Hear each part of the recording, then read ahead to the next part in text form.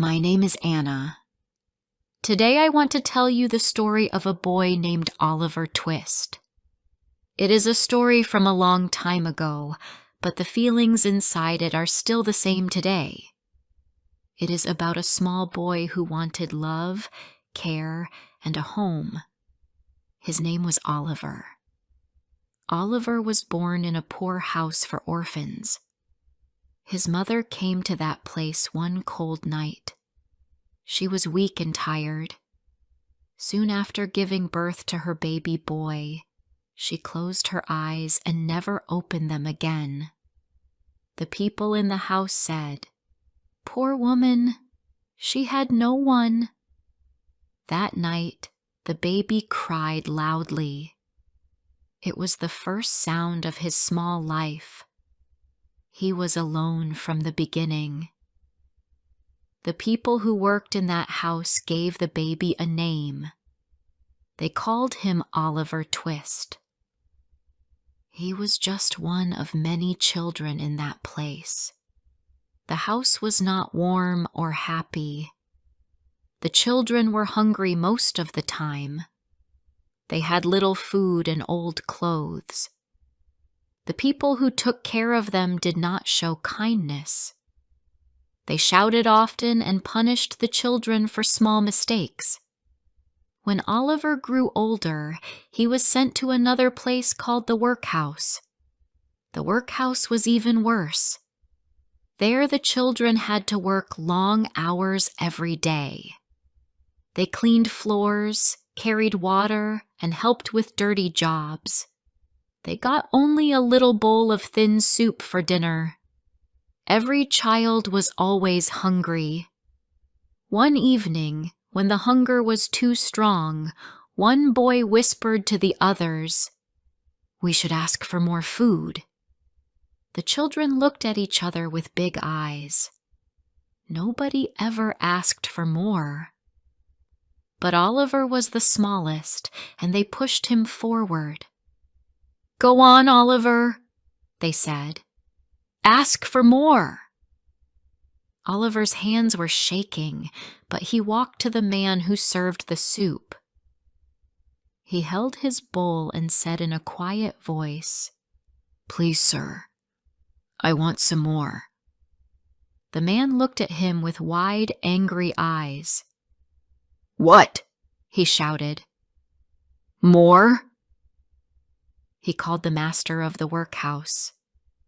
Everyone came running. They could not believe a child was brave enough to ask for more food. The master shouted, "Take that boy away! He is bad and ungrateful. He must be punished." Poor Oliver cried. He was locked in a dark room that night. The next morning they decided to send him away. They said no one wanted a child who asked for more food. Soon a man came to take Oliver. His name was Mr. Sourberry. He worked as a coffin maker. He made wooden boxes for people who died. Oliver now had to live and work with him. Mr. Sourberry was not a kind man. His wife was even worse. She often shouted at Oliver and called him names. She said, "You are just a workhouse boy. You are not worth much." Oliver tried to be good. He worked hard and did what they asked. But one day, another boy at the shop made fun of Oliver's dead mother. Oliver's heart filled with pain and anger. He could not stay quiet. He hit the boy and shouted, "Don't talk about my mother." The fight was loud, and Mrs. Sourberry ran in. She was furious. "How dare you!" she screamed. "You will leave this house at once." That night, Oliver cried alone. He had no mother, no father, and now no home again. he decided to run away. Early in the morning, while everyone was asleep, he took a small piece of bread and walked out of the town. He did not know where to go. He just wanted to find a better life. Oliver walked for many miles. His shoes were old and his feet hurt. The road was long and empty. Sometimes he slept under trees. Sometimes kind strangers gave him water or bread. But most of the time, he was hungry and tired. Still, he did not stop. He wanted to reach the big city he had heard about, London. He believed that maybe someone kind would help him there. After 7 long days, Oliver finally reached London. The city was huge and full of noise. There were people everywhere, horses, carts, and smoke in the air. Oliver felt very small and scared. He sat on a street corner and held his small bag close. He had no idea where to go. While he was sitting there, a boy walked up to him. The boy looked older, maybe 12 or 13. He had a dirty face but a friendly smile. "Hello there," he said. "Are you new in town?" Oliver looked up and said softly, "Yes. I just came from the country." The boy nodded. "You must be tired and hungry. Come with me. I can help you." Oliver followed the boy through the busy streets. The boy talked fast. "My name's Jack Dawkins," he said, "but everyone calls me the Artful Dodger." Oliver smiled a little. He thought the name sounded funny. Soon they came to a dark old house. The Dodger knocked on the door, and a man opened it. He had small, sharp eyes and a long nose. His smile looked strange. "Ah," said the man. "Another new one, Dodger." The man's name was Fagin. Inside the room, there were several other boys, all around Oliver's age. They sat near the fire, laughing and cleaning handkerchiefs and watches. Fagin said, "Welcome, my dear. You'll be happy here. We take care of each other." He gave Oliver some food. It was the first warm meal Oliver had in many days. He was thankful and thought he had finally found kind people. The next morning, Oliver watched the other boys. They were playing a strange game. They took small things from each other's pockets and laughed. Oliver did not understand. He thought it was just for fun. Later that day, Dodger said, "Come with us, Oliver. We'll show you the city." Oliver was happy to go. They walked down the streets until they reached a busy market. People were shopping and talking loudly. Dodger and another boy walked close to a man reading a book. Oliver saw Dodger's hands move quickly into the man's pocket. Then he pulled out a wallet. Oliver gasped. He realized the truth. They were stealing! Oliver was shocked and frightened.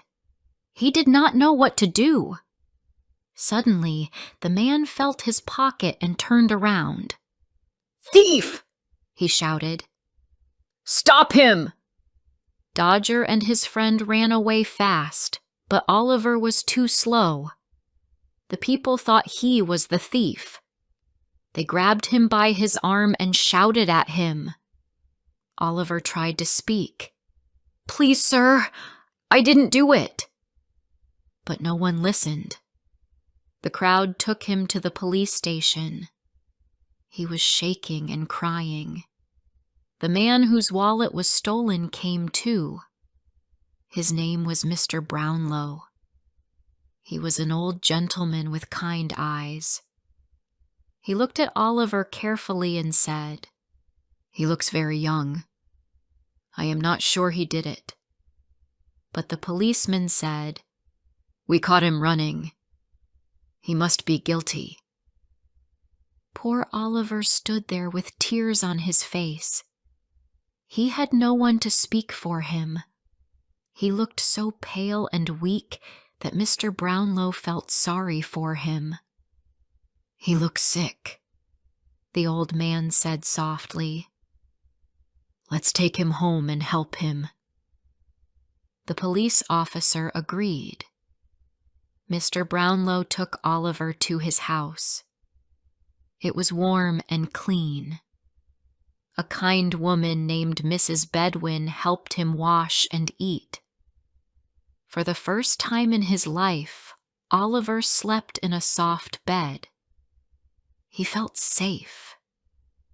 He could not believe it was real. When he woke up, sunlight filled the room. He looked around and whispered, "Maybe I have found a real home." But Oliver's peace would not last long. Far away, Fagin and the other boys were talking about him. Fagin was angry. "That boy knows too much about us," he said. "We must bring him back." And that is where Oliver's new trouble began. Before I continue the story, please like, subscribe, share, and tell me where you are listening from. Your support means a lot to me. Now let's continue. The next morning, Oliver felt warm and peaceful in Mr. Brownlow's house. The room smelled of clean sheets and breakfast. Mrs. Bedwin came in with a smile. "Good morning, dear," she said kindly. "You must eat something." Oliver smiled shyly and thanked her. He had never seen such kindness before. He thought to himself, maybe this is what a home feels like. Mr. Brownlow came into the room. He looked at Oliver and said softly, "You look better today, my boy. You were very sick when we found you." Oliver whispered, "Thank you, sir. You are very kind to me." Mr. Brownlow smiled.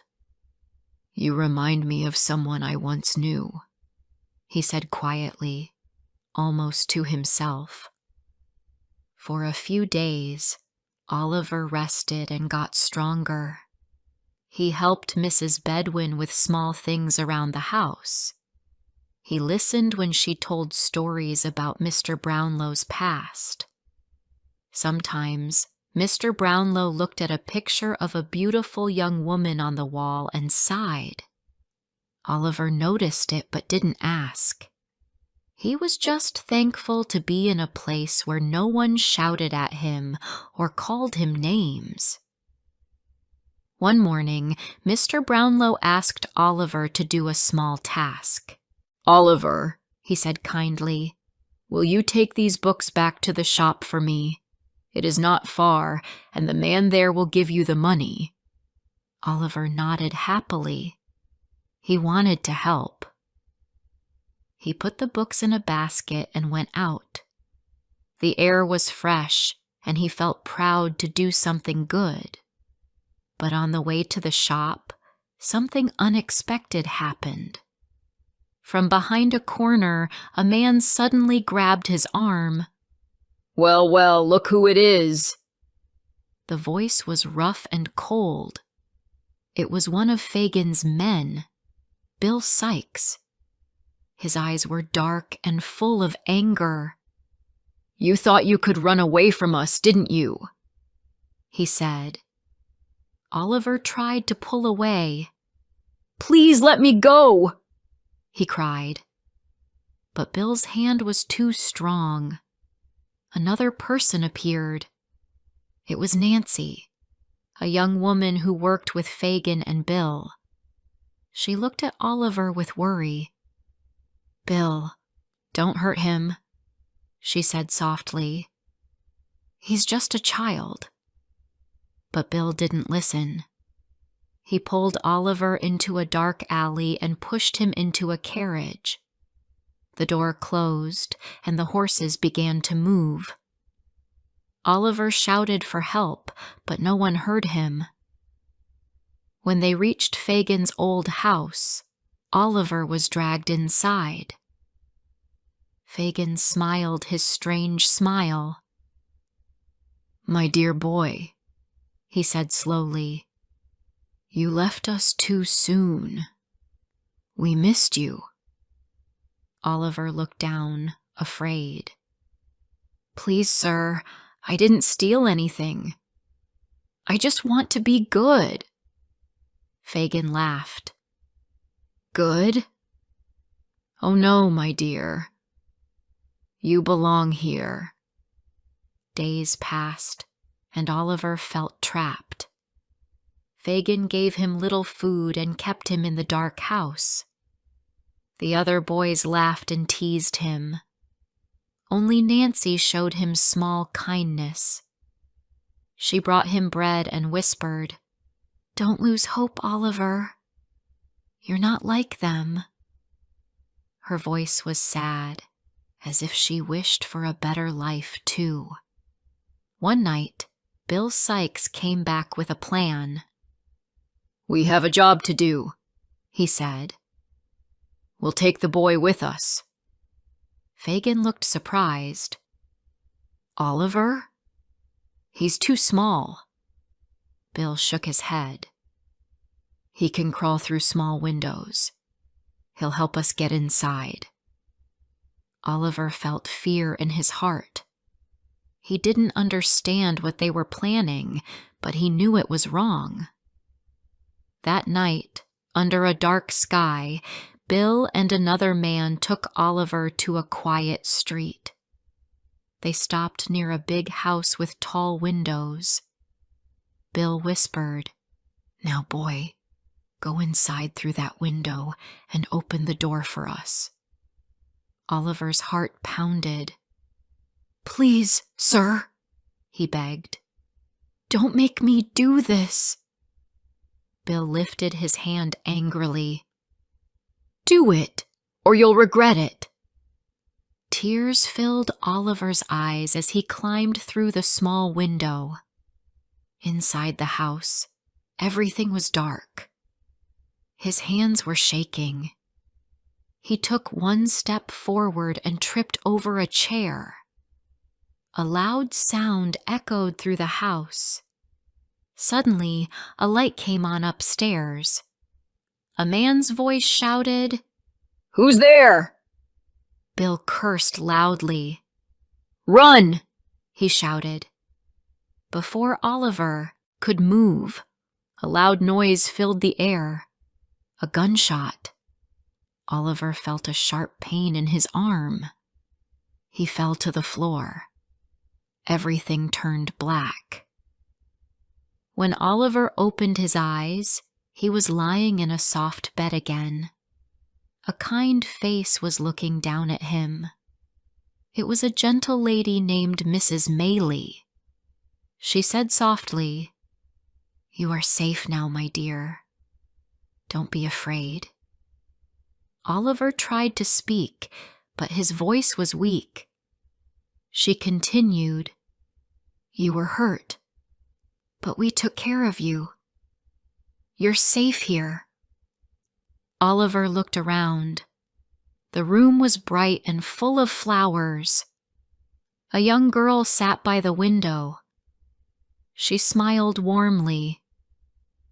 "Hello," she said. "I'm Rose. You must rest now." Oliver felt tears in his eyes.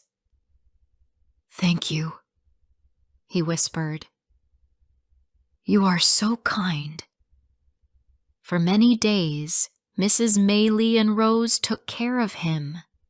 They gave him food, medicine, and gentle words. They never asked who he was or where he came from.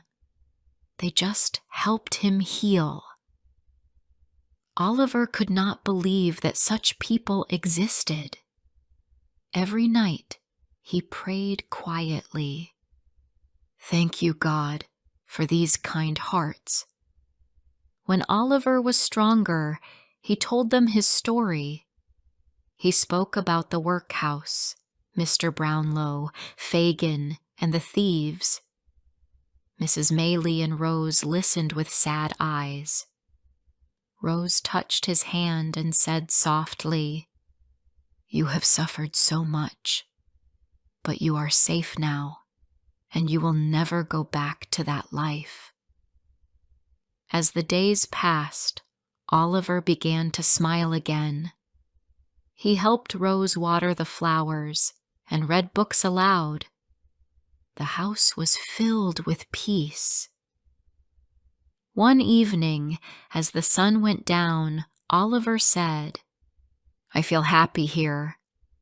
It feels like home." Rose smiled. "You deserve happiness, Oliver." But outside their small world, danger was still waiting. Fagin and Bill Sikes were angry that Oliver had escaped again. Fagin shouted, "If the boy talks, we are all in trouble." He looked at Nancy. "You must find out where he is." Nancy's face turned pale. "I can't," she whispered. "He's a child. Let him live." Fagin's eyes grew dark. "Do as I say, or you'll be sorry." That night, Nancy walked through the streets, thinking about Oliver. She remembered his kind eyes and soft voice. Something inside her heart changed. She no longer wanted to live among thieves. She wanted to do something good for once. She decided to help Oliver, even if it meant danger for her. The next evening, she secretly met a man named Mr. Brownlow. She told him everything: where Fagin lived, what they planned, and how Oliver was safe with Mrs. Maylie. Mr. Brownlow listened carefully. "You are a brave woman," he said. "We will save the boy, and maybe we can help you too." Nancy smiled sadly. "I don't want anything for myself. Just keep the boy safe." Her eyes filled with tears. She knew what would happen if Fagin and Bill found out what she had done. A few days later, Fagin heard that someone had told the police about their gang. He became suspicious. "Who betrayed us?" he shouted. When he learned that Nancy had met with strangers, his face turned red with anger. He told Bill Sikes. Bill was furious. That night, Nancy was waiting for him at home. She said softly, "Bill, I did it to save the boy. He's innocent." But Bill did not listen. His rage was stronger than his love. What happened that night would change everything. While Oliver rested peacefully at Mrs. Maylie's house, he had no idea that the woman who tried to protect him was now in great danger. The morning was quiet and calm in the Maylie house. Oliver sat near the window, watching the sun rise. He felt peaceful. He was happy to live with kind people at last. But far away, in the dark streets of London, a terrible thing had happened. Nancy, the woman who tried to protect him, had been hurt by Bill Sikes. When people in the city found her, it was too late. Her last words were about Oliver. "Please," she whispered, "save the boy." Her story reached Mr. Brownlow, and he felt great sadness. He remembered her courage. Mr. Brownlow worked with the police to catch Fagin and Bill. They searched the city. It took many days. Bill tried to hide, but the police were close behind him. When he heard them coming, he climbed onto a roof to escape. He ran, but then slipped and fell. His life ended the same way he lived, full of anger and fear. Fagin was caught soon after. When they took him to prison, he looked old and weak. The police said he would be punished for all his crimes. For many years, he had used children for stealing, but now his time was over. When the police told Oliver and Mr. Brownlow that the thieves were gone, Oliver was quiet. He did not feel happy or angry. He just felt tired. So many people had hurt him, but also many had shown kindness. He thought about Nancy, Rose, Mrs. Maylie, and Mr. Brownlow. There are still good people in the world, he said softly to himself. A few days later, Mr. Brownlow visited Mrs. Maylie's house. When he saw Oliver, his eyes filled with tears. He said, "My dear boy, I have found something very important. It is about who you really are." Oliver looked at him with surprise. "About me, sir?" Mr. Brownlow nodded. "Yes. You are not just an orphan from the workhouse. You have a family name. Your mother was a good and gentle woman. Her name was Agnes Fleming." Oliver listened carefully. His heart beat fast. "Agnes Fleming," he repeated softly. Mr. Brownlow continued, "Before you were born, your mother was in great trouble. She came to the workhouse alone and poor, but she came from a respectable family. I found her sister. Her name is Rose Maylie." Oliver turned his head to look at Rose, who sat beside him.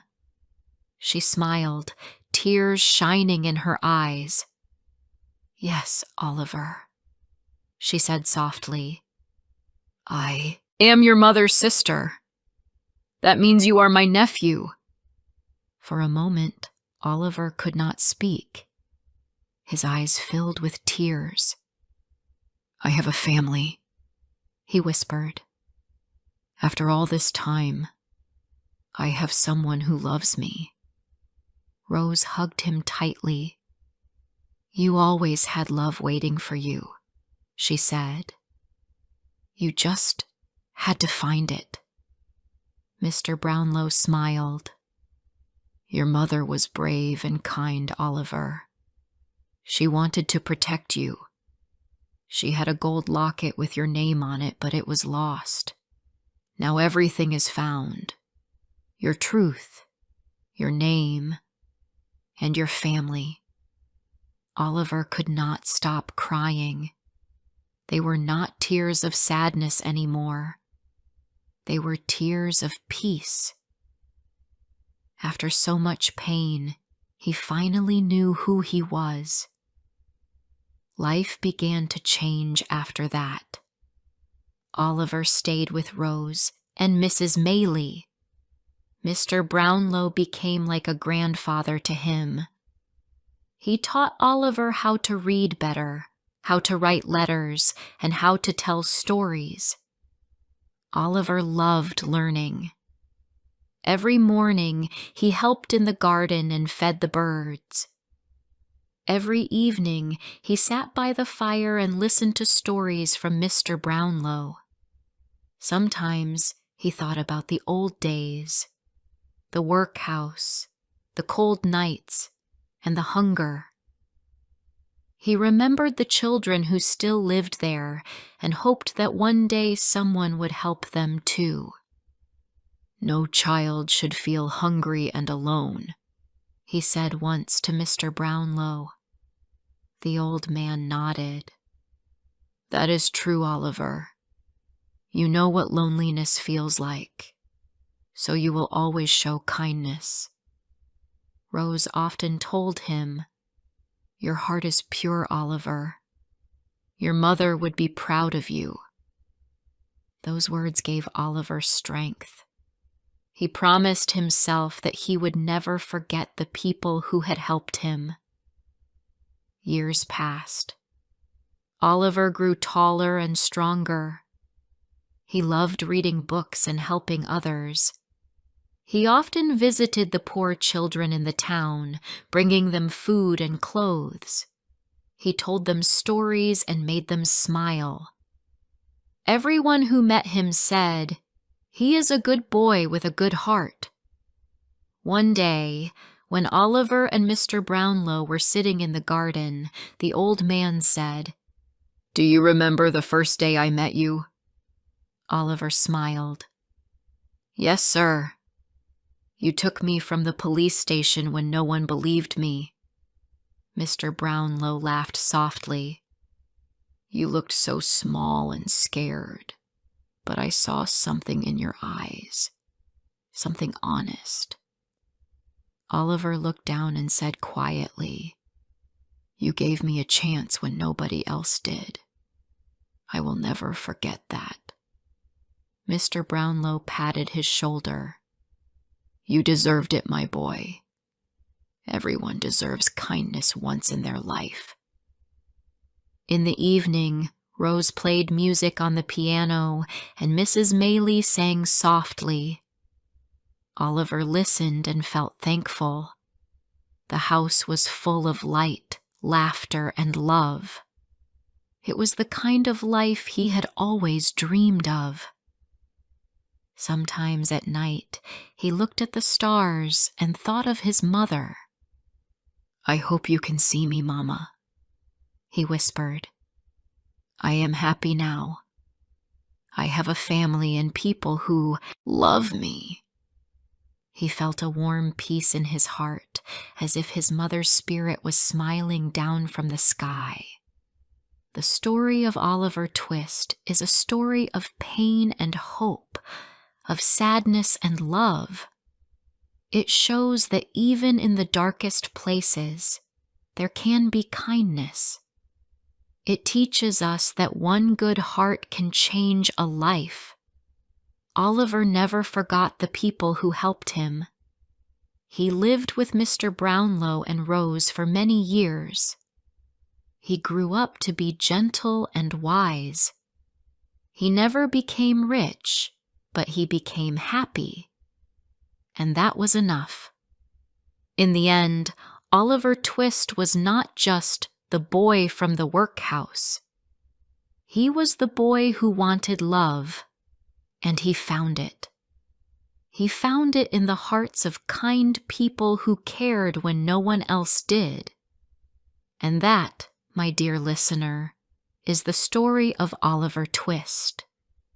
The boy who began life with nothing but ended with everything that truly matters: love, home, and hope. My name is Amberlynn. Today I will tell you the story of my brother, Nicholas Nickleby, a young man who faced pain, poverty, and injustice, but never lost his kindness. Our story began when our father died suddenly. His death changed everything for us.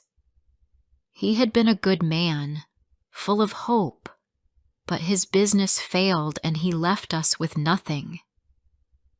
My mother and I sat together in our small room, trying to understand what would happen next. The house felt so quiet, and the fire in the old fireplace was small and weak. My mother looked at me and said, Amberlynn, what will we do now?" Before I could answer, Nicholas came in. His face looked calm, but I could see worry in his eyes. He took Mother's hands gently and said, "Don't be afraid. I will find work. I will take care of both of you." His voice was full of love and courage, and for the first time that night, I believed we would survive. Nicholas was young, only 19, but his heart was strong. He was not afraid of hard work, and he was ready to do anything to help our family. Still, we had no friends in London and very little money. Our only relative was our uncle, Mr. Ralph Nickleby, my father's brother. He was a rich man who worked in business, but I had never liked him. He never smiled with kindness. His words were cold, and his eyes looked at people the way others look at coins, only to count their value. A few days later, we went to see him. My mother wore her best black dress, and I carried the small bag that held our last money. Uncle Ralph sat behind a large desk. The room smelled of papers, ink, and something sharp, like fear. He did not stand up to welcome us. He only said, "Ah, you are here. So your father is gone, and his business failed. I am sorry to hear that, though not surprised." Mother's voice shook as she said, "We have nowhere to turn, Ralph. You are our only family. Can you please help us?" He looked at Nicholas instead. "Help? What kind of help? Money? No, no. Young men must work. The world does not give to those who do nothing. I can find him something to do." Nicholas said politely, "I don't ask for money, only a chance to earn it." Uncle Ralph smiled, but it was not a warm smile. "Good. I know a man who runs a school in Yorkshire. He needs a teacher's assistant. The pay is small, but it will keep you alive." Mother thanked him again and again, but I felt something strange in my heart, a feeling that this job was not right. Still, Nicholas agreed to go. He said it was his duty. The next morning, he packed his few clothes, kissed Mother's hand, and hugged me. "Take care of her, Amberlynn," he said softly. "I will write soon." Then he walked away, and I stood by the window watching him until he disappeared in the fog. The school where Nicholas went was called Dotheboys Hall, and the man who owned it was named Mr. Wackford Squeers.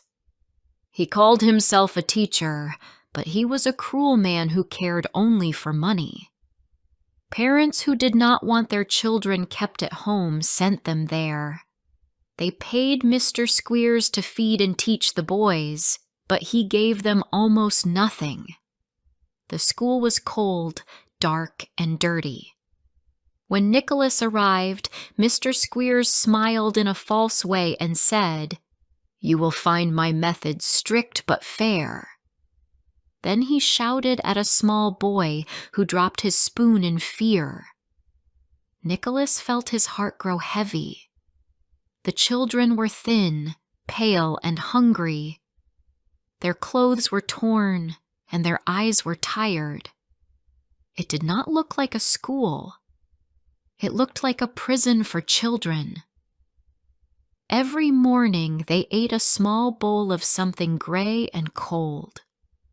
Then they studied for hours in a freezing room. When one boy coughed too much, Mr. Squeers hit him. When another asked for more food, he hit him again. Nicholas tried to speak kindly to the boys, but Mr. Squeers told him, "You are here to work, not to make friends." One boy stood out among the rest. His name was Smike. He was older than the others and very weak. His legs hurt when he walked, and he often shivered from cold. He had been at the school since he was a child, but no one came for him, and no one cared. Nicholas began to help him secretly, giving him part of his own food and helping him with his reading. Smike started to smile a little when Nicholas spoke to him. At night, Nicholas sat awake, thinking about home. He missed our mother and me. He wondered how we were surviving. I wished I could tell him that we were fine, but life was hard for us too. Uncle Ralph had found us a small room to live in, but he only visited to remind Mother that she owed him thanks. I could see he didn't love his family. He only loved his power. Months passed, and Nicholas grew more unhappy at the school. One winter morning, a terrible thing happened. Mr. Squeers found a reason to punish Smike. He said the boy was lazy and had tried to run away. He took his stick and raised it high. "I will teach you a lesson you'll never forget," he shouted. Nicholas stepped forward. "Stop," he said. His voice was firm. Mr. Squeers turned to him, angry. "You dare tell me what to do in my own school?" "Yes," Nicholas answered. "Because what you are doing is cruel. He has done nothing wrong." Mr. Squeers laughed and raised the stick again, but this time Nicholas caught his arm. "Enough," he said. "You have hurt these boys long enough." Mr. Squeers shouted, "You're fired! Get out of my school!" Nicholas looked at the frightened boys and then at Smike. "I will go," he said quietly. "But I will not go alone." That night, when everyone slept, Nicholas packed his bag. Smike waited near the door, trembling. "Please take me with you," he whispered. "I cannot stay here." Nicholas smiled, kindly. "Come, my friend. We will start a new life together." They walked through the cold night, under the stars. They had no money, no home, and no clear plan. But Nicholas was free, and Smike was safe. They walked for miles, resting only when they were too tired to continue. Nicholas shared his last piece of bread with Smike, saying, "We may be poor, but we are free now. That is something Mr. Squeers will never understand." Back in London, my mother and I waited for news. Days turned into weeks. Then, one afternoon, a letter came. My hand shook as I opened it. It was from Nicholas. He wrote that he had left the school because of its cruelty, and that he had met a friend named Smike. He said they were on their way to find work, somewhere kinder, somewhere better. I read his words aloud to Mother. Her eyes filled with tears, but she smiled for the first time in months. "He is safe," she said softly. "Our Nicholas is safe." That night, I sat by the window and looked up at the stars. Somewhere, far away, my brother was walking on a lonely road with a weak boy who now had hope. I whispered into the quiet night, "Be strong, Nicholas. Be brave. We are waiting for you." And that is how his long journey truly began. Before I continue the story, please like, subscribe, and share this video. Tell me in the comments where you are listening from. Your support means so much to me. Now, let's continue. When Nicholas left that cruel school with poor Smike by his side, his life changed forever. He had no plan, no money, and no roof over his head. But he had courage, and that was enough to keep him walking. They walked for days through the cold fields of Yorkshire. The wind was sharp, and Smike was weak. Many times Nicholas gave him his coat or carried his bag. When they reached a small village, they slept in a barn. Nicholas shared half of his bread with Smike, saying, "You need it more than I do." Smike looked at him with tears in his eyes. "No one ever cared for me before," he whispered. Nicholas smiled kindly. "You have me now, and I will not leave you." After many days of travel, they reached London. But life there was not easy either. I still remember the day I saw Nicholas again. It was raining, and the streets were muddy. He came to our door looking tired but alive. I ran to him and hugged him. He smelled of rain and dust, but to me, he smelled like hope. My mother cried and thanked God that he had come back. Nicholas told us everything about Dotheboys Hall. The hunger, the beatings, the poor children who suffered under Mr. Squeers. My mother cried again when she heard it. "How can a man be so cruel to children?" she asked. Nicholas just said quietly, "There are people like him in this world, but we must fight them by being better." But peace did not last long.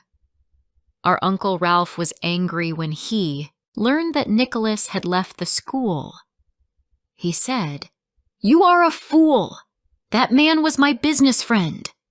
You have ruined everything." Nicholas answered calmly, "If you call cruelty a business, then I am proud to have ruined it." Ralph's face turned red with anger. "You will regret this, boy. You will never find work in London." And for a while, he was right. No one wanted to hire Nicholas. Uncle Ralph spoke badly about him, and doors began to close. Nicholas and Smike lived in a poor part of the city. Still, Nicholas tried to keep hope alive. He found small jobs, writing letters, helping in shops, even teaching children, anything that brought a few coins. One afternoon, he met two kind people who changed his life. Mr. Vincent Crummles and his wife.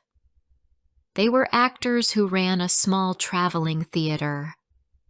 Mr. Crummles was a large man with a deep voice, and Mrs. Crummles had a kind smile and a heart full of laughter. When Nicholas met them, they were preparing for a play. Mr. Crummles said, "You look strong and smart, young man. Can you act?" Nicholas laughed. "I have never tried." The man smiled.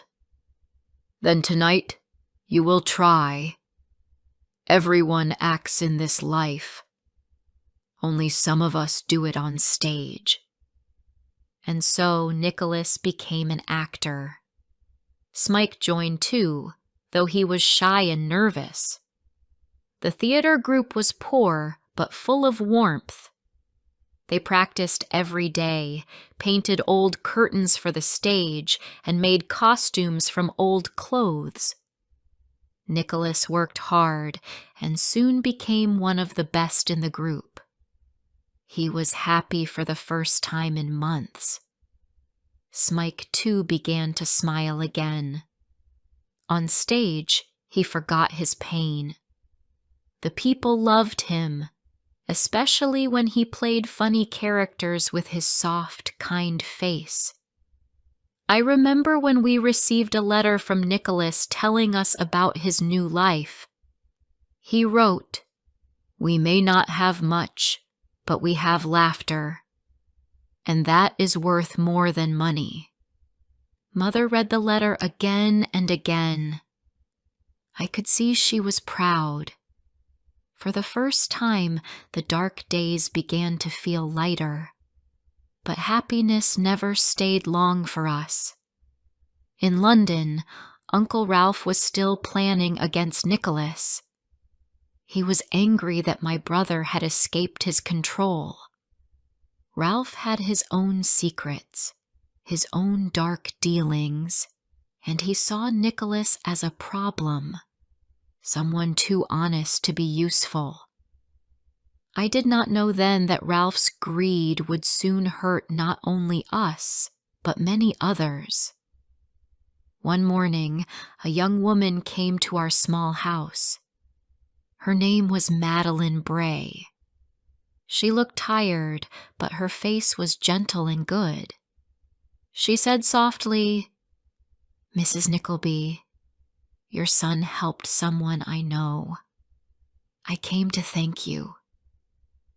We invited her in, and as we spoke, I learned that her father was ill and that they were very poor. Uncle Ralph had promised to help her, but I could see in her eyes that he was not kind to her. Later, when I told Nicholas about her, I could see something change in his face. He said, "She deserves better than anything Ralph can offer." Not long after, Nicholas decided to leave the theater and return to London for good. He wanted to find better work, something honest and stable. Mr. Crummles and his wife were sad to see him go, but they hugged him and said, "You will do great things, my boy. Don't forget us when you are famous." When Nicholas returned to London, he came home with new strength. He found work with two good men, the brothers Charles and Ned Cheeryble. They were old, cheerful, and full of kindness. Their business was successful, but they treated their workers like family. When Nicholas told them about Smike and his troubles, they welcomed him too. "We have plenty of food here," Mr. Cheeryble said with a smile. "No one should be hungry in our house." For the first time, Nicholas had honest work, a good home, and true friends. Smike helped around the office and the warehouse. He was happy there. He laughed more often, though his health was still weak. Nicholas often took him out to walk in the sun. "One day," he told him, "you will be strong again." Smike smiled, but he knew his body was tired. Meanwhile, Uncle Ralph was growing colder and more bitter. He still tried to control people through money and fear. He even tried to arrange a marriage between Madeline Bray and an old rich man. He wanted to make money from her unhappiness, but Nicholas found out and stopped it. He stood before Ralph and said, "You will not destroy her life for your greed." Ralph shouted, "How dare you speak to me like that? You are nothing without me." Nicholas looked him in the eye. "I am everything without you, because I have love, and you have only hate." That night, I could see the storm in Ralph's heart. He had lost his power over us, and his lies were slowly breaking apart. But my brother had found his purpose, helping others, protecting the weak, and standing for what was right. Nicholas and Madeline grew close. They spent time together caring for Smike, visiting poor families, and helping the Cheeryble brothers in their work. I could see love growing quietly between them, though neither said it aloud. Mother noticed too, and smiled secretly whenever Madeline came to visit. But Smike's health was getting worse. He coughed often and became weaker each day. Nicholas worried but tried to hide his fear. "You must rest," he said gently, but Smike would only shake his head. "I want to see you happy before I go," he whispered one evening. At that moment, I realized something deep. Smike was not just my brother's friend. He was like a younger brother to us all, a piece of light that had come from so much darkness. As days passed, the truth about Uncle Ralph's secret business began to come out. People learned how cruel and dishonest he had been. The same greed that once gave him power was now destroying him. And while his world fell apart, Nicholas's world was slowly coming together, with love, honesty, and new hope. But life still had one more test waiting for him. The winter grew colder, and Smike's health began to fail quickly. He often stayed in bed, his hands thin and cold. Nicholas sat beside him every night, holding his hand, trying to smile.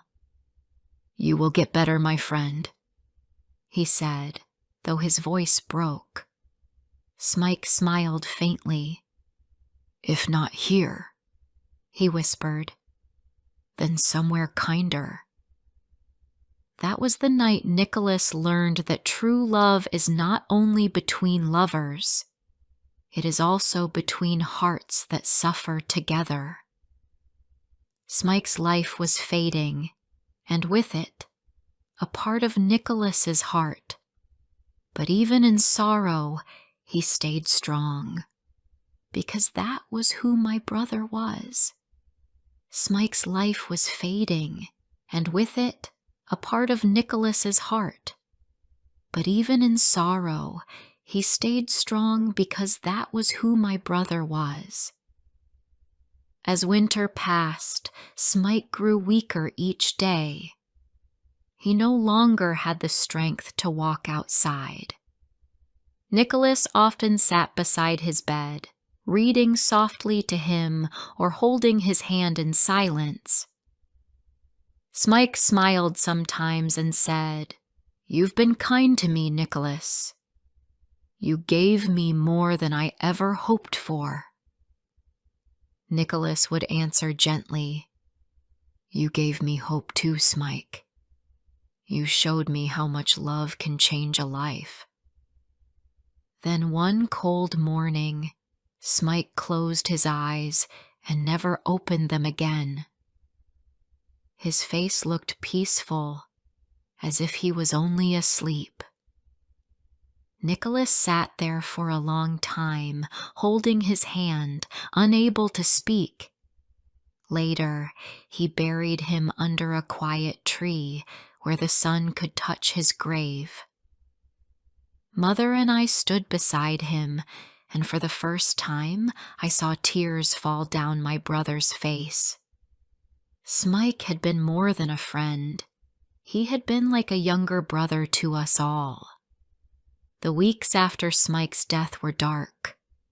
Nicholas stopped smiling and hardly spoke. He walked alone by the river every evening. The Cheeryble brothers, who cared deeply for him, tried to help. "He was a good soul," said Mr. Cheeryble kindly. "He has found peace now. You must find yours too." Nicholas nodded, but I could see his pain. At the same time, Uncle Ralph's life was falling apart. His lies, his greed, and his cruel business deals were now known to everyone. People stopped trusting him. His money could no longer protect him from his guilt. One night, a message came to our house. "Mr. Ralph Nickleby is very ill. Come quickly." Nicholas didn't want to go. "He never cared for us," he said. "Why should I care for him now?"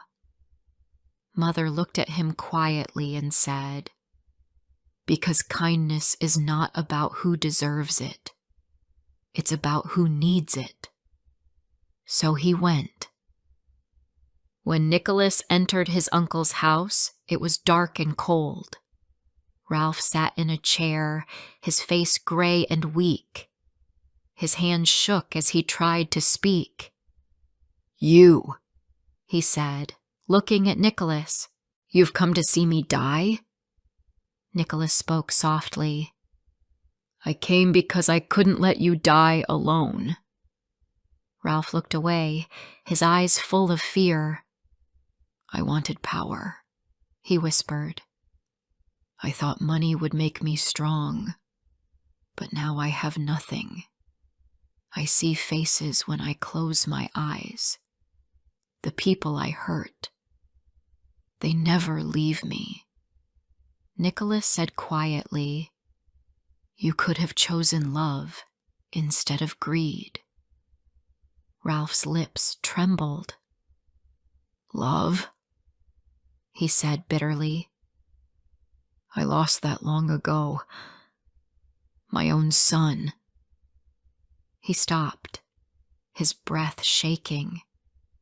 Nicholas looked at him, confused. "Your son?" Ralph covered his face with his hands. "Yes. He was born many years ago. I left him in a poor home because I was ashamed. I told myself it was for the best. But I never forgot." His voice broke. "He died not long ago, didn't he? His name was Smike." Nicholas froze. The truth hit him like a storm. Smike, the gentle, broken boy who had loved him like a brother, had been Ralph's own child. Ralph cried quietly. "He was my son. And I never told him. I never said I was sorry." Nicholas felt tears in his eyes. He could not hate him now. "Then may you find peace with him, Uncle," he said softly. Ralph looked up once more, but his eyes were empty. He took one last breath and was gone. When Nicholas came home, his face was pale but calm. He told us everything. Mother wept. "How strange life is," she said. The man who hurt so many was father to the boy who showed us kindness. Nicholas only whispered, "The world is cruel, but love can still grow in cruel places."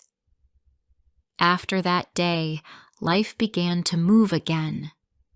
The Cheeryble brothers offered Nicholas a full position in their business. "You've got a good head and a good heart," Mr. Cheeryble said warmly. "Work with us, and you'll do great things." Nicholas accepted. He wanted to build a future that was honest and good. Madeline Bray, the young woman who had once suffered under Ralph's cruel plans, still visited us often. She cared for her sick father and worked quietly to earn a living. but Nicholas and she had grown close. I saw the way they looked at each other, though neither spoke of it. One day, after her father passed away, Nicholas went to see her. They stood together in the garden. The air was soft, and the sun touched the leaves.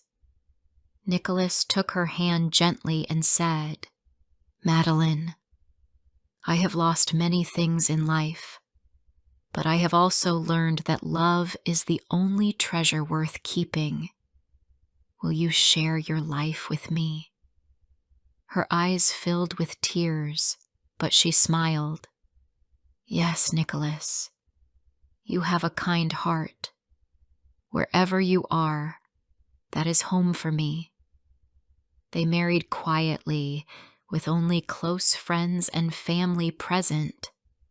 There were no rich clothes, no grand speeches, just peace, laughter, and the warmth of love. Mother cried softly, but they were tears of joy. When they left for their small home in the countryside, she said, "You've made our lives bright again." Their new life was simple and beautiful. Nicholas worked with the Cheeryble brothers, and Madeline cared for their home.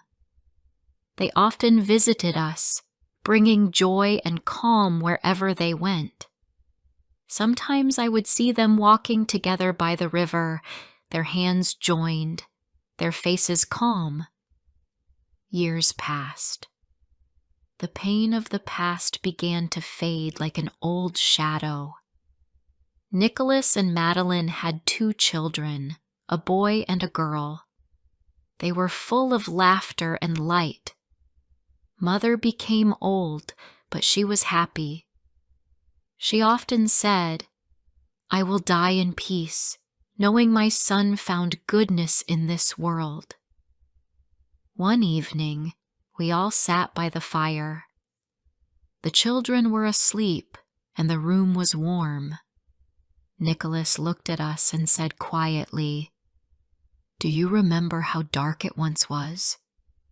How lost we felt?" I smiled. "Yes, I remember." He continued softly, "We had nothing then. No home, no money, no comfort. But we had each other, and that was enough to carry us through everything." Madeline touched his hand and said, "And because of that, we have all this now." Nicholas looked into the fire and said, "Kindness always returns to those who give it. Sometimes not quickly, but always surely." That night, I wrote these words in my journal so I would never forget. Now, many years later, I still think of Smike. His gentle smile, his quiet voice, the way he looked at my brother as if he were the whole world. I like to believe that somewhere, beyond the clouds, he is smiling still, proud of the man Nicholas became. Our lives were full of struggle and loss, but also of love and peace. Nicholas's story taught me that no pain lasts forever if the heart stays good. And so, the story of my brother comes to an end. A man who began with nothing but courage, who faced pain and cruelty, but who never stopped believing in kindness. He was not a hero in shining clothes. He was simply a good man in a hard world. And sometimes that is enough to change everything.